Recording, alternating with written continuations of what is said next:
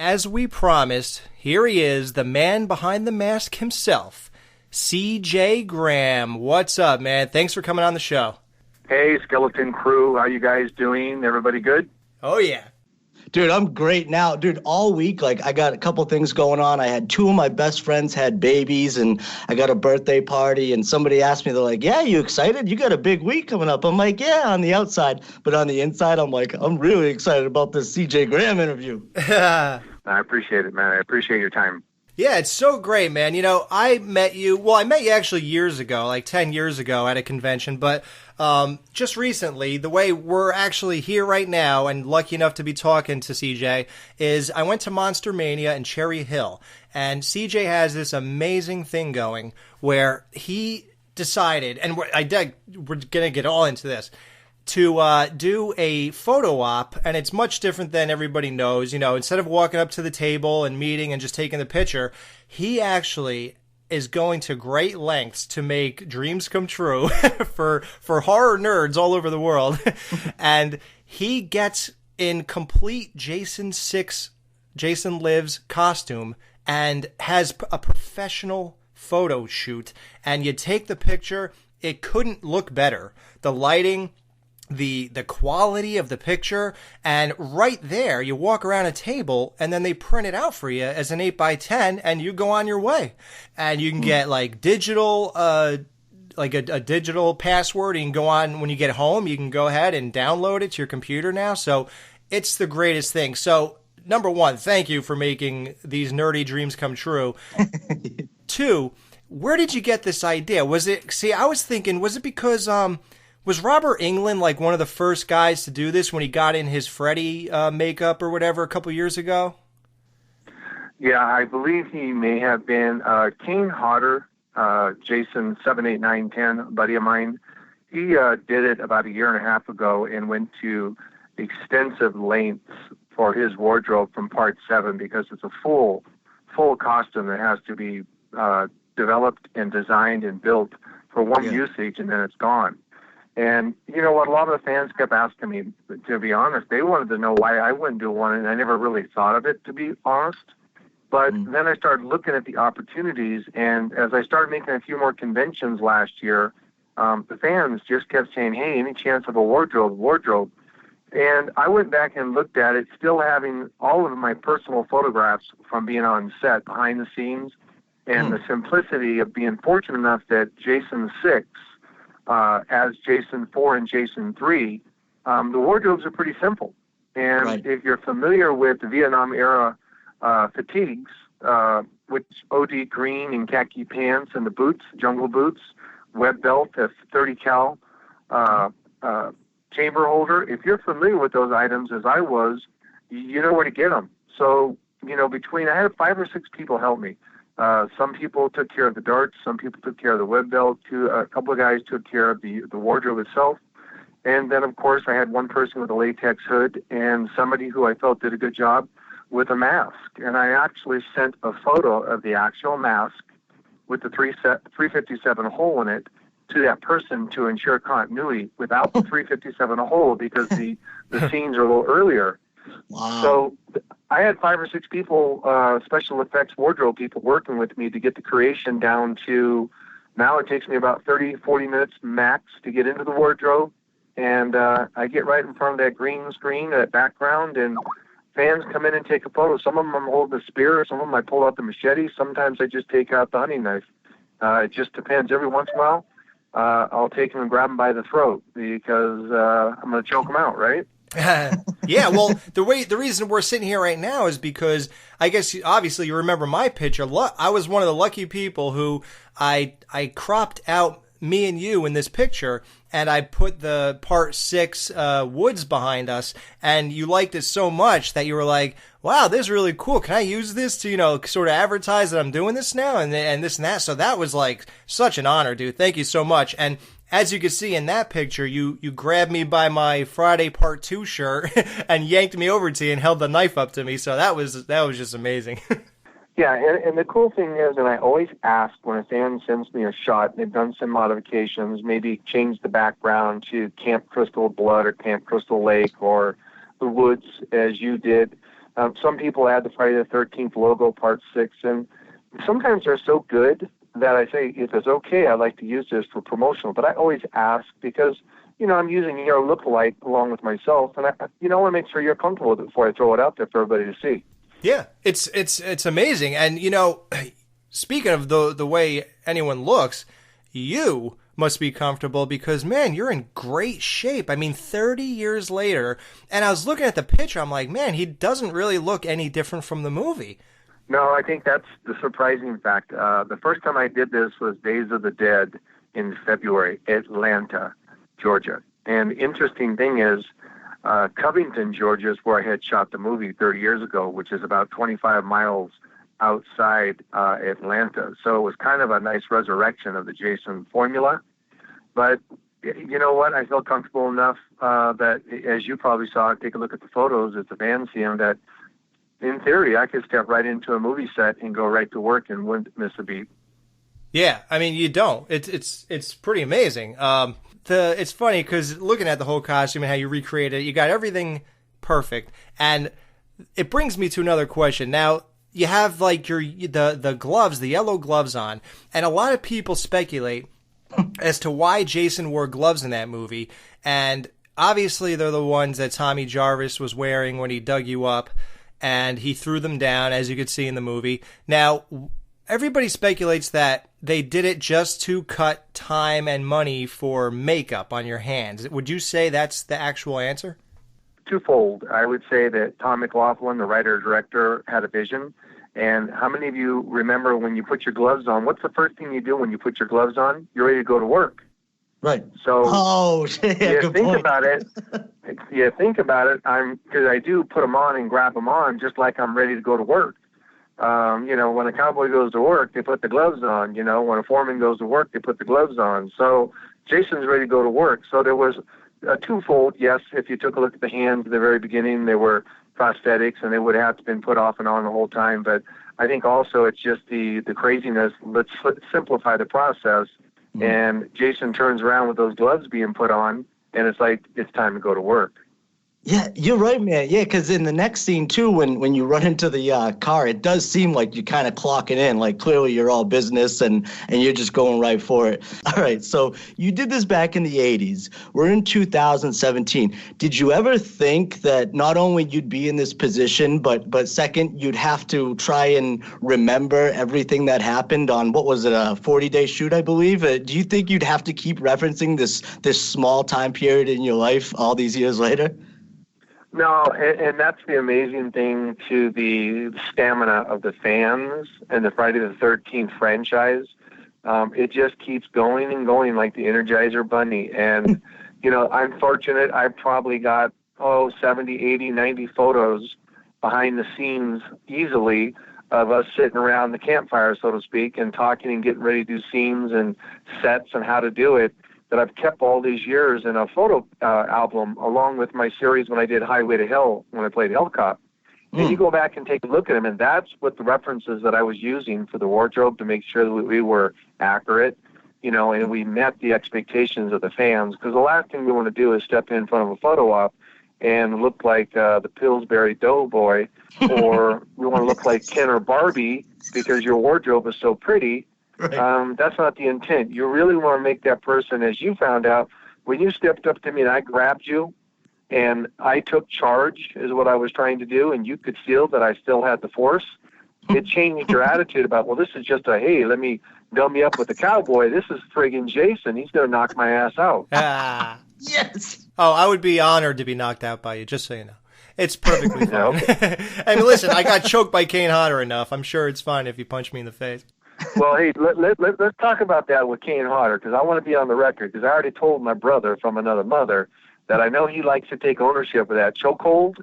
Right. But he owes me a lot of residuals on that, because I have the first chokehold proven when I've got a hold of Alice Cooper's neck in the 8x10s on my table, because I brought it over to this table a few months ago and brought it to his attention. For clarity, buddy, Yeah, I started that chokehold way back 1986 with Alice Cooper. So, Wow. don't be trying to walk through and tell everybody it's your thing, buddy. Love you. Recognize Kane. Yeah, you just looked at me and said, well, I can't argue with the photo. Yeah, it's pretty much proof. Yeah, but I will tell you, Kane and I are very close. Kane has been a great, great ambassador of the Jason series and the character Jason Voorhees. I think a lot of the success has to do with Kane and him being on the market all the time. He's out there every weekend somewhere promoting the series and himself, of course, but with great, great response from the fans. And he just has done an amazing job to really take it in a worldwide brand from an actor perspective. So I'm just glad that we had a great ambassador like Kane to keep it going, and then I get to be part of that. As most people will say, and I say don't tell Kane, that I think Part 6 was a pretty good show. It really represented two sides of comedy, the old horror back in the Lon Chaney, Boris Karloff days, Frankenstein, Yep. but not a dead character with no brains. I mean, there was curiosity factors and fear. Yeah, I couldn't agree more. That's exactly how I feel. We this is how we started our show. What was it? God, Alex, 3, 4? God, is it 5 years? 2012? Yeah, those was our first shows, was doing a Friday the 13th retrospective. And I've always been a fan of the earlier ones, just in terms of the movies and the stories or whatever. I did not like 5, and I don't really like, 7, 8 that much. I love the series, obviously. I'm just talking about really like geek terms here, if you want to rate them all or whatever. But 6 is so awesome because of exactly what you said. Man, that balance is so perfect that not only can I watch it by myself and have fun, but it's a good introduction movie to get people into horror as well. And it's not too campy. It's not too much comedy. It's perfect, man. And there's no question in there. I just wanted to say that. Yeah. Well, I have a question about it. I mean, how did you go about balancing the humor? Because, much like on one of my I love the Universal classics. So one of my favorite movies of all time is Abbott and Costello Meet Frankenstein. I think one of the things that made that so effective is the humor that Bud and Lou brought to it. But I think one of the major, aspects is that the monsters all play it straight. Right. Is that what you did? Like, did they tell you, look, the kids are going to be a little, more goofier or whatever. It's going to be, there's humor within, certain types of angles we're going here. But when you're Jason, you're Jason. Don't worry about any of that. You just do Jason. No, exactly. I think you put it pretty well. I mean, Tom McLaughlin was pretty clear to me on his expectations, and we talked about the Lon Chaney, Boris Karloff, the Frankenstein, the old black and white, where he was at the river with the little girl, and she gives him a flower, and he looks at it, and the curiosity factor, but he did not want a robot, and he did not want a human being. It's almost the first Dawn of the Dead or Days of the Dead type of a horror figure that would step out, very similar to Frankenstein. So if you start looking at those contributions, you think about the electricity bringing him back to life like Frankenstein. So now he becomes unstoppable, but there's still some brain waves in there of curiosity. So we were shooting, of course, out of segment. So I would always be in character because my job was to always be serious. And the actors and the principals around me, their job was to come in with the, some people have a strange sense of entertainment and look right into the camera lens talking to you three, Love that. Looking at the skeleton crew when that was said. Or, stopping and anybody wearing a mask, so they were throwing it out there. We all know what's going to happen half the time. We know that you're going to go around the corner and he's going to be standing there, but you don't want to not look to see how it portrays and how it comes out. Yeah. So I think it was in the back of our minds. A lot of us knew the outcome each time, but we couldn't take our eyes off the screen because we wanted to be part of the culture. Right. Right. See, and I'm so glad you said that too, because there's I guess two schools of thought when it comes to acting and doing what you did behind the mask. somebody, and I don't subscribe to this notion, but somebody would say, oh, well, that's easy. You got no lines and stuff like that. But then there's the other school of thought is, no, that's way harder, even, to convey, especially all the stuff that you were doing in that movie. Something as subtle as, it's funny because the scene where the guy shoots you with the paintball gun and you look down and you just look up at him. Wait, that wasn't him. Wasn't that Dan Bradley at that? The one scene was with the other Jason, and because it was one of the day scenes, they didn't want to reshoot. Yep. That was the first time they brought the daily in from the first day of shooting, and the decision was made, we've got the wrong stunt person for this, and decisions were made within 24 hours and flown out. But the concept of, you just shot me, or why would you do that? It's kind of like somebody talking back and getting in your face, and they hit you in the mouth like they're going to do something, and your neck just pops back, and you look at them like, are you serious? You hit me, you punk? Yeah. Right. So, well, it's almost like what CJ did to the guy, Kane Hodder did to the guy in the roof in Part 8. Correct. Right. You just stood there. It's powerful, it's organic, and, it's like, go ahead, go put a spear in me, but that's just going to agitate me. It's like, a sliver. It's like a bee sting. You're just pissing me off now. Yeah. You're in a very unique position where you play a character that's probably top 100 iconic American characters, not even horror, just characters in general. And yet you're behind a mask. So if you're walking down the street, unless you're Alex or me or Jamie here, and we know what you look like, and if you're around the convention circuit, you'll see that. But most people don't know, I'm sure, and correct me if I'm wrong, who you are. So how does that play out in your real life? Like, are you just like at any moment if somebody's talking or whatever and they start talking about horror stuff, you can just break that out of your back pocket? Like, oh yeah, by the way, I'm Jason Voorhees, motherfucker. Yeah, it's a great pickup line. I think the thing that's nice about it is, unless you're a true horror fan, and I'll give you an example. I remember going through TSA one time. Derek Mears and myself had done a convention, a few years ago, and the TSA agent looked at my ID and looked up at me and said, "Are you CJ Graham that did Jason and Friday the 13th?" And I just looked at him and my jaw dropped. I said, "Yeah." I go, "Did you see the last one with Derek Mears?" He goes, "Yeah." I go, "See that bald guy back there, big white guy?" I said, "That's Derek."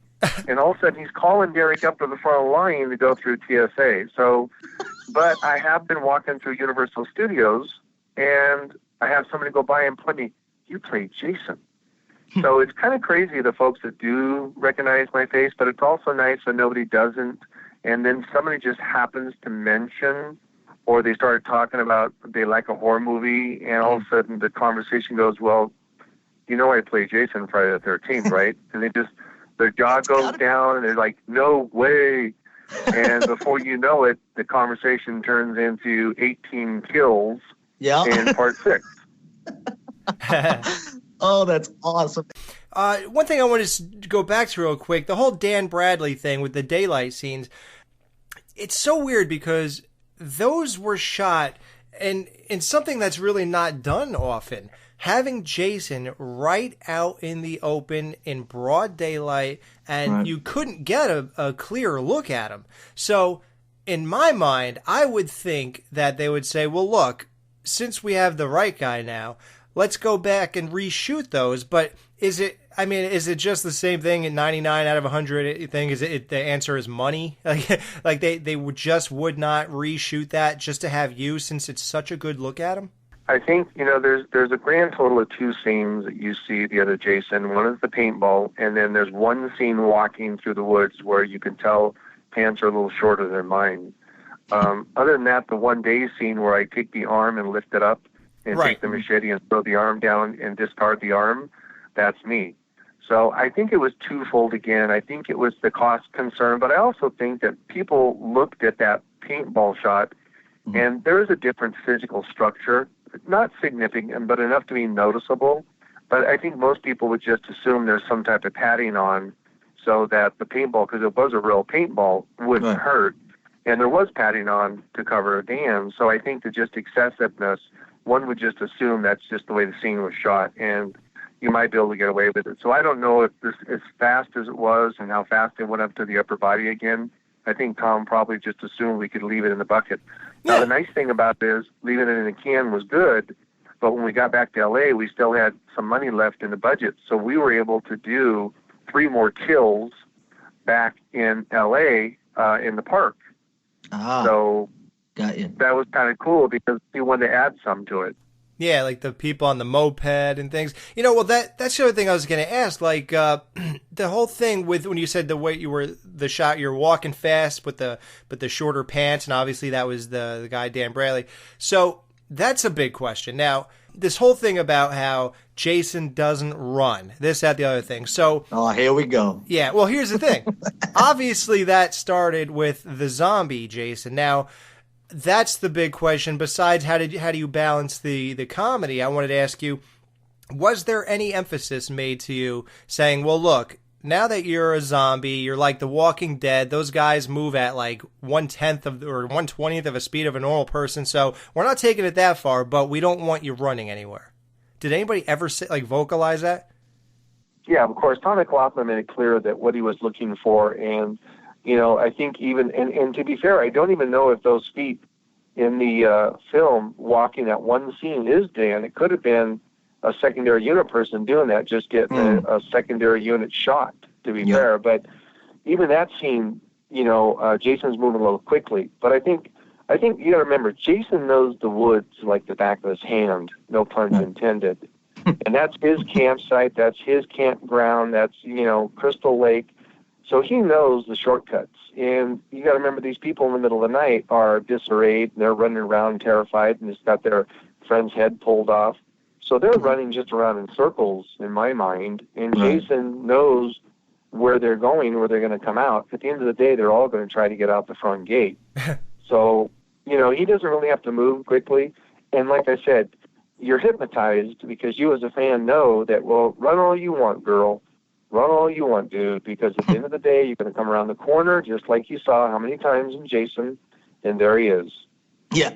I totally agree with that too. I think didn't they give him a teleportation thing in the video game? Well, in part 8 they did, and then they're going to implement that in the part 8 level. Okay, so there you go. Yeah, because I totally agree with that, CJ. We've always talked about that, like, oh, how does he get there and stuff like that. So yeah, actually, now that you said that, that does make a lot of sense. Yeah, it's his backyard right there for sure. Yeah, just remember, who knows your neighborhood better than you? Right, it's true. It's true. One of the cool things that was different about part 6 is they finally had kids as campers in there. So, yes. With the tone he was going for, Tom, it's like there was no discussion. Like, so am I going to kill any of these kids, or am I just going to sort of look at them and walk away? Like, what was that discussion like when you were like, how far are we going with this? Like, because, in Stephen King's It, he's in the sewer and he rips the kid's arm out. Even though that's not seen, it's still implied. He kills the girl at the clothesline. So it's not like it's never heard of to kill kids. So how did that go down, like that kind of discussion? Well, I think that was Tom's being the mastermind behind this, what he did through writing and directing, because the concept is it is a camp. And so, if you go back historically, there was Jason in the very first one who was just a young person that died. And then if you think about it, there's not a lot of reference to the children any longer. So this was just another way for Tom to add on to the character reference of the history, that it is a camp for children, and the counselors are not paying attention to the children. But remember, Jason died as a child, so in my mind, Jason doesn't touch or hurt children, period. And I tell young fans that all the time at conventions, little kids, and I say, remember, it's make-believe, it's like Halloween, and Jason doesn't hurt children.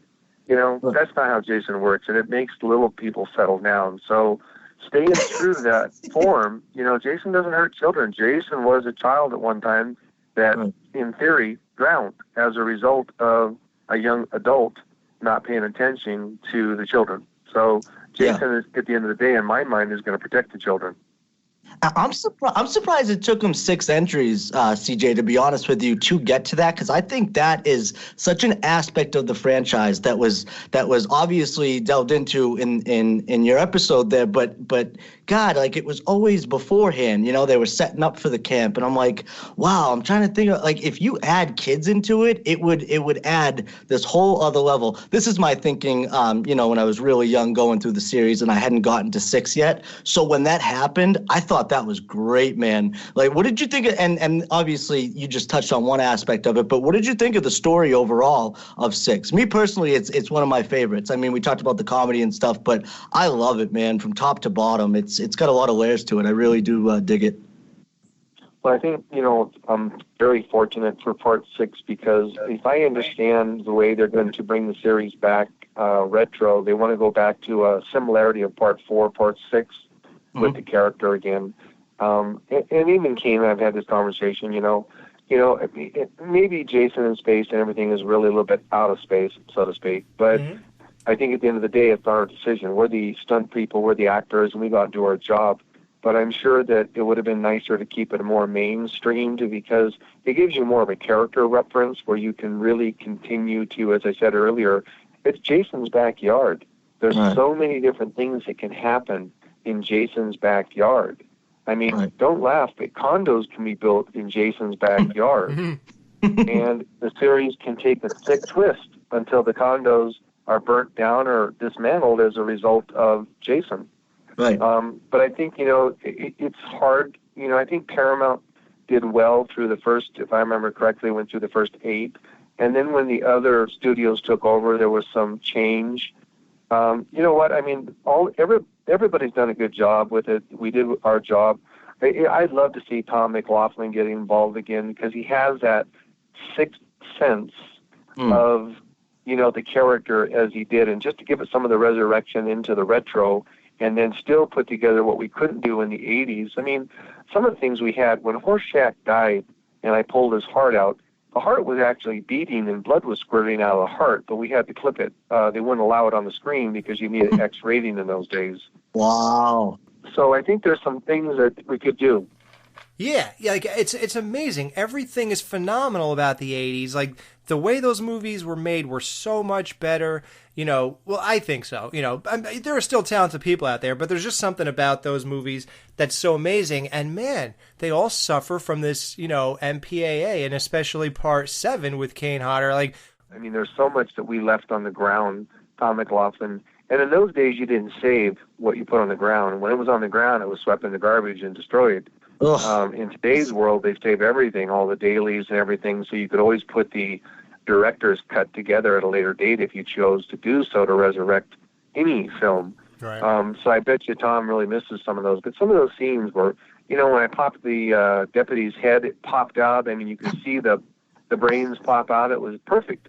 In today's world, that would be more acceptable. But I really think they should take a look at it. Again, you know what? It's their decision. They're going to put the money to do it. But I think there's a huge opportunity to stay in the perimeter of Camp Crystal Lake. And there's so many things that Camp Crystal Lake could have. It's 35 years later now. You could have an RV park attached to it. You could still have the campground.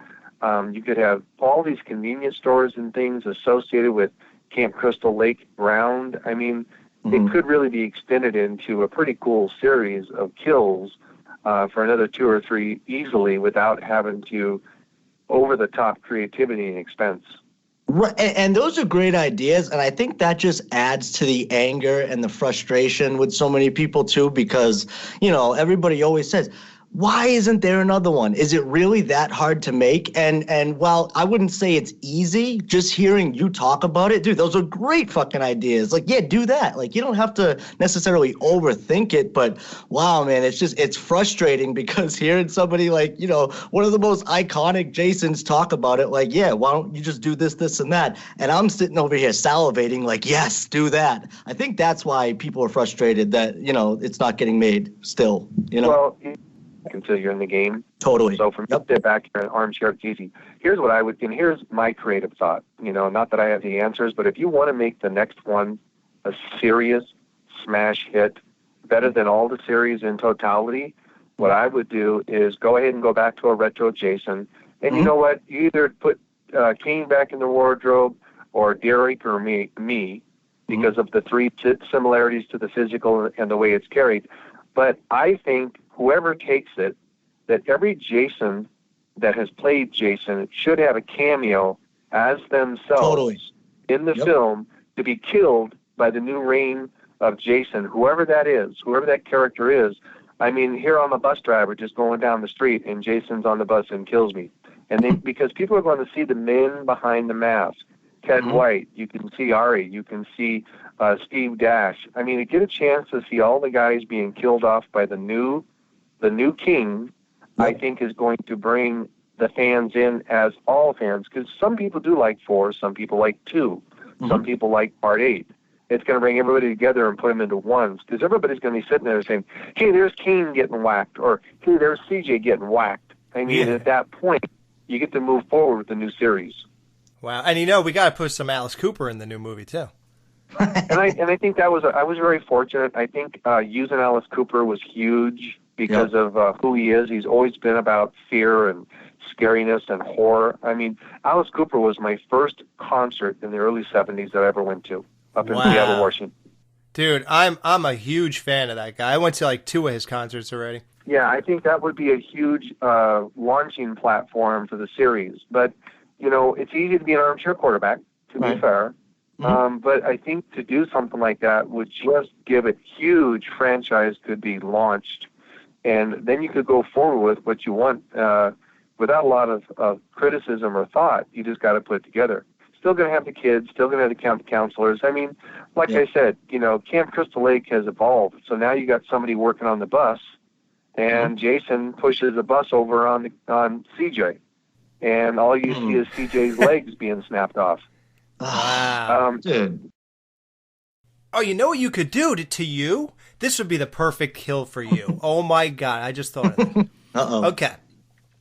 Jason takes you, wraps a chain around your neck, throws you at the bottom of the lake. Then you grab out like a chalkboard and you write on it and you hold it to the camera and it says, well, I guess this is my life now. Exactly. I mean, there's so many things, though. Think of the kills that Jason has done, and think of the new Jason doing what you just said with the chain around my neck, whoever neck, and throwing them to the bottom of the lake, and then you see them, and they're just completely, dissolved. That would be amazing. I mean, what you just said again, think about the gasoline factory. You're filling up on the maintenance vehicle, and somebody gets totally ignited and burned down to a crispy critter. Yep. And Jason just keeps going. So there are a lot of very simplistic kills that could be orchestrated, but on each one of the Jasons as cameos, and you still have the counselors that need to get whacked. Right. Like, how perfect would it be? Like, Steve Dash gets a machete through his arm and cuts his arm off or something, and, Ted White gets a machete to his face and he gets hacked up, and it's all from Jason. Like, you kill them the way they died as you, or as Jason, I mean. Like, that would be so cool, dude. It's a reflection of each one of the Jason's best kills being reflected upon the actual actor that did the kills. Wow. Yeah, there's some cool things I think they could do. You could touch on that, though, in such a great way because of, like you just said about the conventions. You guys were talking about the whole convention thing. There are so many fans that would appreciate that. And, horror fans, too, they're very trepidatious about, hating on the next one or whatever. I'll tell you what, man, you throw in shit like that, it's game over. You got everybody's attention, And then if you do a good film, yeah, totally. Right. Well, that's what you want. You want the ones that like part 1 through the last one with Derek, and if every one of the Jasons is getting whacked in one form or another, it brings the series together as a family. So there's no more independency. It's now one Friday the 13th going forward. Wow. Yeah, dude, they just did that with the Power Rangers movie. They had 2 of the original Power Rangers in the new movie cameo in it and have small roles in it or whatever. And not that movie was predicated on that, but I'll tell you, I heard that, and I'm 32, so that's right in my little age range, and I was into that stuff. And now it tickles that nostalgic funny bone, or however you want to say it, and it's just like, okay, yeah, if I was ever on the fence, which I wasn't in the first place, but if I was ever on the fence, I hear that and I'm like, let's go. So to back up what you said, absolutely. Yeah. Well, that's the part I'm hoping for, because if they did something, that would bring, instead of it being part whatever, it would be the best of the series. Right. Yeah, it would be like one big gigantic climactic ending to it all. Right. You know, as we wrap this up and you know, tell people about this photo op you're doing, I was talking to your wife, and she's like the nicest person. She's so cool. Your wife set this interview up. I was talking to her. She's too cool, and I can only imagine how cool it must be for her to live with Jason Voorhees. Like, that must be the craziest thing. And I wonder what that's like for her. But with this whole thing, with the fans and you doing this with them, your fan interactions, because she said that you were at Germany. We're actually going to Germany in about 2 weecks, Weekend of Hell. And I'll be there for 3 days, 4 days, and there's a good show over there. And then I'll be going to London in October. But between now and then, I mean, we still got, Spooky Empires coming up and down in Florida. We've got Crypticon in Minnesota. There's a Mad Monster coming up in Phoenix, Arizona. So there's projects out there, and now that the availability is there for me to get out there, I'm trying to hit as many shows as I can, and just the resurrection of Jason, so to speak, to make sure everybody knows that Jason does live.